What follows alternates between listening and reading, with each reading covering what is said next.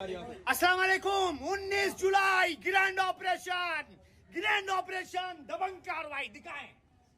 कैसी जगह पर पूछ चुकी है डिफेंस की पुलिस इस वक्त। ग्रैंड ऑपरेशन दिखाएं इस वक्त, ये दिखाएं। ये लेडीज भी बैठी हुई है, दिखाएं। ऐसी जगह पर, सुनसान जगह पर ये लेडीज का क्या काम है? ये देखें कैसी जगह पर बैठे। ये आपके और हमारे जानने वाले हैं, ये मोहल्ले वाले हैं। मोहल्ले वाले का भी तो कोई फर्ज बनता है कि इनको यहाँ ना बैठने दें। पुलिस तो काम कर रही है, ये हमारे अपने हैं। खुदा के वास्ते इनको घर पर लेकर जाओ, इनका इलाज कराओ। बाहर नस्ल खराब कर दी है। 1 2 3 और लेडीज भी मौजूद है, दिखाएं। लेडीज भी मौजूद है। 18 अगस्त का ग्रैंड ऑपरेशन। यहाँ पे मैं गिरने वाला था लेकिन बच गया। आराम से आए। साहब नशा कर रहे हैं, साहब नशा कर रहे हैं। शायद इनकी फ्लाइट उठ चुकी है। बाहर आ जाओ साहब। पकड़े गए साहब। अलग ही दुनिया में मस्त हुए। मैं कहाँ घुमाए हुए भाई?